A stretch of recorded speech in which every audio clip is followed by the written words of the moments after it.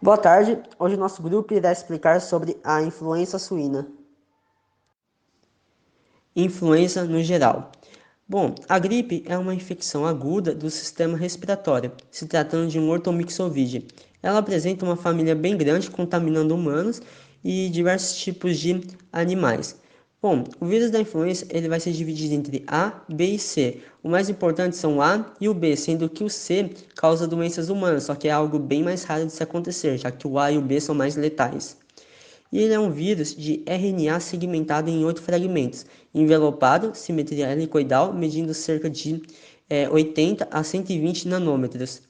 E a transmissão do vírus ocorre por vias respiratórias, como gotículas ou em material contaminado, e também temos a contaminação pelos animais, como o caso da gripe suína.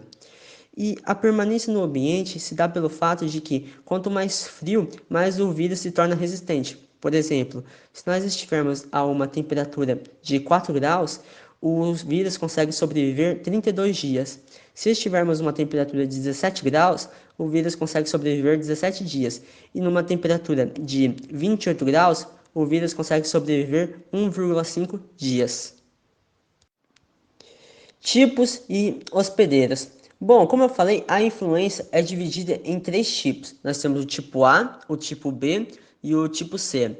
O tipo A, ele abrange um grande número de espécies, além dos humanos, como mamíferos marinhos, suínos, cavalos e aves.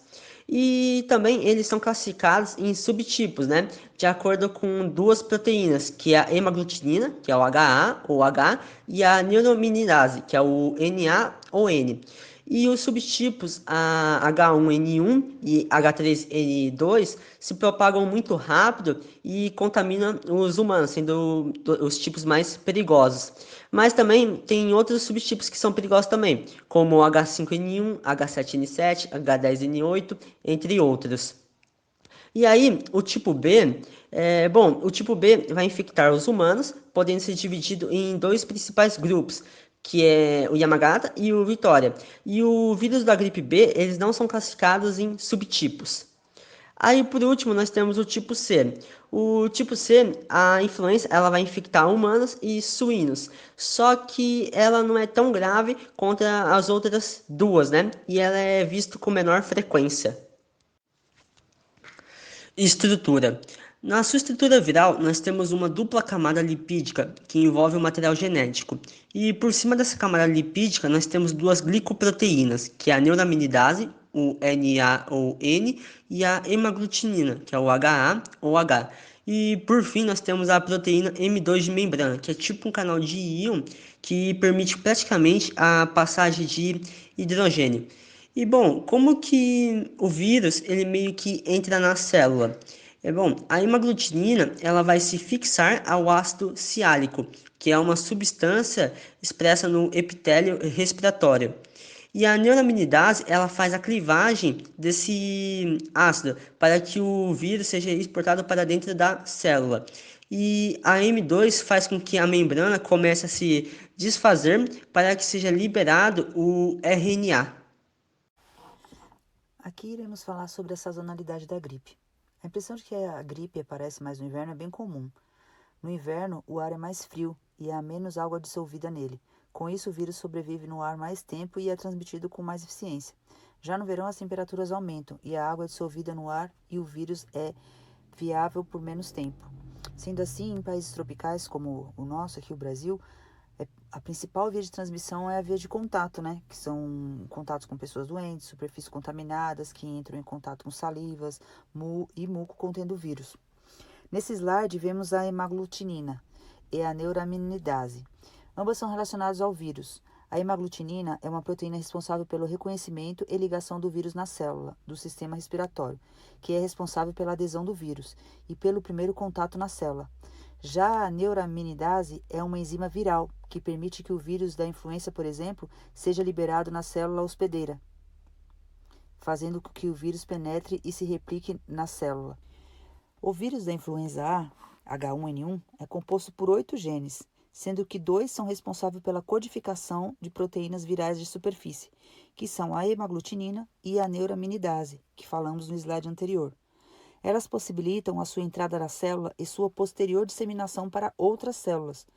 E as suas características antigênicas da hemaglutinina e da neuraminidase constituem na base de divisão dos vírus de influenza tipo A, em vários subtipos e variantes. Existem 16 subtipos de hemaglutinina e 9 de neuraminidase, que resultam em 144 combinações possíveis. Para haver a formação de novos subtipos virais de influenza A, ocorre recombinação, que são a mistura, por exemplo, de genes de um vírus que infecta seres humanos com genes de vírus que infectam outros animais, como aves. Para ocorrer essa mistura, os vírus têm que infectar ao mesmo tempo um animal, sendo mais comum um porco, pois ele é um hospedeiro com células cujas moléculas receptoras de superfície permitem a entrada de ambos os tipos de vírus, tanto os provenientes de seres humanos quanto os provenientes de aves. Por exemplo, um porco pode ser infectado com o vírus de influenza A humano, de um homem gripado, e ao mesmo tempo pelo vírus de uma ave com gripe. Nesse caso, as moléculas de RNA dos dois tipos de vírus podem ser reestruturadas, criando uma espécie nova, que, se tiver capacidade de infectar humanos, não será reconhecido pelo sistema imune do hospedeiro, pois seria a primeira vez que o organismo tomaria contato desse tipo viral. Influenza pandêmica de 1918, também conhecida como gripe espanhola, aconteceu em janeiro de 1918 a dezembro de 1920. Infectou cerca de 500 milhões de pessoas, que equivalia a 1/4 da população mundial naquela época, matando cerca de 100 milhões de pessoas. No Brasil, chegou em setembro de 1918, vindo de um navio de Portugal, que trazia militares doentes. Rapidamente, a gripe se espalhou por Recife, Salvador, Rio de Janeiro e São Paulo, afetando posteriormente todo o Brasil. Só em São Paulo, mais da metade da população foi infectada, e pior que naquela época não existia SUS. Naquela época também havia muito negacionismo no Brasil com relação à gripe, como temos hoje no atual governo. Só se acreditou mesmo na gravidade da situação quando matou o então presidente eleito Rodrigues Alves, que nem chegou a assumir o cargo. Aqui vamos falar brevemente sobre o histórico das pandemias. H1N1, gripe influenza suína, de 1918 a 1920, 100 milhões de mortos, teve origem nos Estados Unidos, na Primeira Guerra Mundial. H2N2, gripe asiática, de 1957 a 1958, 2 milhões de mortos, com origem na China. H3N2, gripe de Hong Kong, de 1968 a 1969, 3 milhões de mortos, origem Hong Kong, com surtos no sul da China, Coreia, Japão, Vietnã, Indonésia, Tailândia, Camboja e Malásia. H5N1, gripe aviária de 1997 a 2004. 300 pessoas morreram, um número bem baixo, né, se comparado a outros surtos. H9N2, subtipo da influenza, cepa, teve origem basicamente na Ásia. H7N7, subtipo da influenza, cepa, afetaram pato selvagem, mamíferos e humanos, com origem na Bélgica e Holanda. A gente já sabe que alguns tipos de vírus têm a capacidade de afetar os animais de criação, como aves, suínos e humanos. Os vírus chamados de influenza são um tipo de gripe que tem essa peculiaridade, né? Primeiro eles contagiam animais, depois pessoas que tiveram contatos diretos e, por último, esse vírus passa a ser transmitido de pessoa para pessoa. Quando o tipo de transmissão chega nessa etapa, começa a ocorrer o risco, de fato, de uma pandemia. O vírus da H1N1, ele tem a sua gênese no México, mas já teve casos de surto e transmissões ocorrendo na América do Norte, Europa e Ásia, né? O vírus apresenta uma estrutura, né, que tem algumas proteínas que podem ser compostos tanto de origem humana quanto de origem animal. Conforme já apresentado nos dados, pode ocorrer a combinação em um só tempo do vírus influenza humana e suína, humana e aviária, ou ainda humana, suína e aviária. Entre os anos de 1958 e 2005, ocorreram 32 casos desse tipo, isto é, desde a primeira ocorrência registrada há quase 47 anos. A incidência de contágio humano era baixa, né? Ocorriam menos de 2 casos por ano em média e apenas 4 óbitos.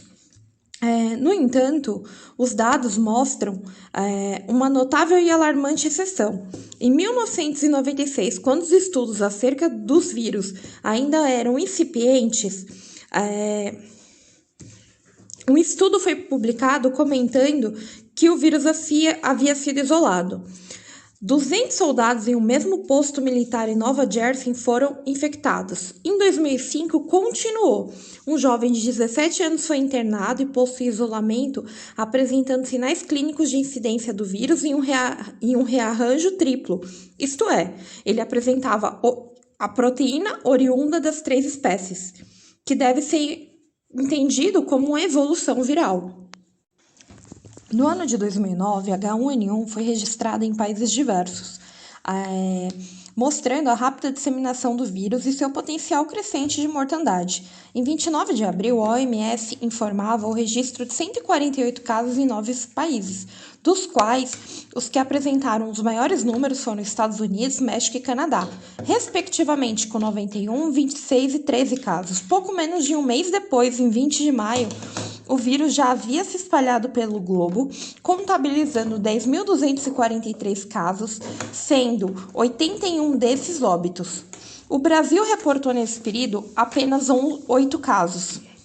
É muito importante a gente entender, né, como os vírus se formam, como eles se mutam e se reagem, para que de fato se estabeleça uma pandemia. Então, para começo de conversa, qualquer pandemia ela passa por fases. Começando sempre, né, é claro, pela fase número 1. Antes de ser considerado uma pandemia, os vírus das doenças, eles fazem poucas vítimas, como em qualquer início, né? É sempre assim. Então, um subtipo da gripe que causou a infecção humana pode estar presente em animais. Ele consegue atingir um animal, mas nenhum novo subtipo é detectado em humanos. Nenhum, absolutamente. Nesse caso, o risco de haver uma pandemia é muito baixo nesse momento. Já na fase 2 também, nenhum tipo é detectado em humanos, mas o vírus já se encontra circulando em alta escala entre os animais. Como muitos animais estão sendo infectados, aí sim já começa a haver risco para os humanos. E a fase 1 e a fase 2, elas são chamadas de interpandêmica, né? Que é antes da pandemia. Já na fase 3, 4 e 5, são os períodos de alerta de pandemia. Por quê? Surge um novo subtipo, aí sim. Esse é o perigo. Esse novo subtipo é capaz de infectar humanos, mas ainda não houve a propagação. Pode haver um ou outro caso de contágio, mas ainda são raríssimos, né? Mas na fase 4 já começa a haver maior propagação. O vírus que na fase 3 surgiu, ele ainda não se encontra totalmente adaptado para infectar humanos. Mas a disseminação já começa a acontecer e ela é altamente localizada. Ela fica só numa regiãozinha ali, em pequenos aglomerados, com a transmissão limitada de pessoa para pessoa. O vírus ainda não se expandiu. Já na fase 5, o vírus já se adaptou, mas pode ainda não ser totalmente transmissível. Ele ainda não está bem adaptado ao corpo humano, né? A disseminação entre humanos encontra-se ainda localizada, mas já em aglomerados maiores, ele não fica ali só numa regiãozinha. E, infelizmente, na fase 6, ocorre a transmissão aumentada e sustentada, porque o vírus já se adaptou na população em geral, o que caracteriza a pandemia. Quanto à gripe suína, em abril de 2009, a Organização Mundial de Saúde configurou surtos de gripe suína na fase 4, que era a mais grave, ele não estava ainda disseminado no mundo inteiro. E aqui nós temos os 4 mapas que mostram a evolução dessa pandemia. As datas são de 5 de maio de 2009, 8 de maio, 11 de maio e 20 de maio. Veja bem, foi em 28 de abril. Olha como que a pandemia tem uma evolução muito rápida. Dos 1.124 casos, que eram em locais não disseminados, mas localizados, praticamente quase todos na Europa e Canadá, em 15 dias, o número elevou-se para 10.243 casos, atingindo praticamente o mundo todo. Só ficou de fora, exceto a África, a Rússia e alguns outros países próximos à Rússia. Então, olha, praticamente em 15 dias essa pandemia se instalou, mas houve um longo caminho antes disso acontecer. O objetivo do plano, né, da OMS, quando ela fez esse informativo, era dar uma diretriz para que as autoridades sanitárias de cada país conseguissem conter a infecção, para que ela não se alastrasse. Mas, infelizmente, para lidar com o surto de doença viral com potencial pandêmico, era necessário, né, que os setores, as agências do governo trabalhassem em conjunto, de forma harmônica. Mas não foi o que aconteceu, não foi. A história, né, principalmente a nossa história aqui no Brasil, já mostrou que com interesses políticos e econômicos diversos, a atuação conjunta não é tão simples assim. E por fim, eu mesma fui vítima de uma pandemia. Passei 15 dias internada na UTI com Covid, mas sobrevivi. Pena que muita gente não tenha tido a mesma sorte. Falando um pouco de diagnóstico, tem algumas formas possíveis de identificar a gripe suína.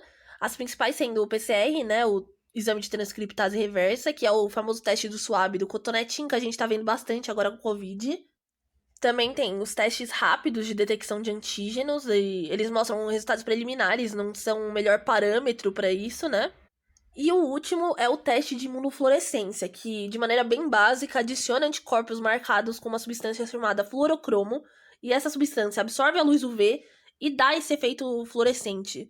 E ele acaba confirmando de maneira bem fácil para o examinador qual é o diagnóstico. Já falando do tratamento, o remédio usado para a gripe suína é o oseltamivir. O tratamento já é iniciado a partir das 48 horas do início dos sintomas e é tomado em intervalos de 12 horas. A dosagem sempre medida através do peso e da idade do paciente, né? E o tratamento, ele perde um pouco da eficácia em pessoas que são, mais idosas, né? Mais de 60 anos, menos de 5 anos, grávidas, pessoas que têm algum tipo de cardiovasculopatia, ou nefropatias, pneumopatias, hepatopatias, doenças hematológicas, distúrbios metabólicos, transtornos neurológicos que de alguma maneira estão ligados à respiração, casos de imunossupressão, obesidade, ou até com uso de ácido acetil salicílico em menores de 19 anos. Então tem essas ressalvas, né? A profilaxia é a vacina influenza trivalente. Ela já pode ser aplicada em crianças a partir dos 6 meses e pode levar até 3 semanas para garantir a imunidade completa. Na sua fórmula, tem os 3 vírus da influenza e como ela funciona? Ela funciona introduzindo o vírus inativado na pessoa e isso impulsiona a produção de anticorpos. Grávidas, elas precisam de uma autorização médica para tomar. E a aplicação é bem simples, geralmente é intramuscular, no máximo subcutânea profunda. Mas quando muscular, ela é feita através do músculo deltoide, geralmente, que é o do braço. Ou em pessoas menores de 2 anos, geralmente é dada no músculo lateral da coxa. Aqui no Brasil, a vacina foi fabricada pelo Butantan, né? E as pesquisas, na verdade, foram feitas num tempo bem razoável. Elas foram feitas durante 1 ano e antes mesmo de maio acabar, o antígeno já tinha sido estabelecido. E a partir daí já começaram a criar fórmulas para fazer os testes e tudo mais. E tudo isso foi aprovado e resolvido até o final de agosto, onde as vacinações imediatamente já começaram. Então é isso, gente. Na época, a gripe suína, ela foi um grande surto aqui. As pessoas realmente estavam assustadas. E é por isso que vocês têm que se vacinar. Não tem que fazer que nem a criança dos slides e sair lambendo o focinho de porco. E tem que fazer exame regular, né? Porque todo mundo tem medo. E é isso.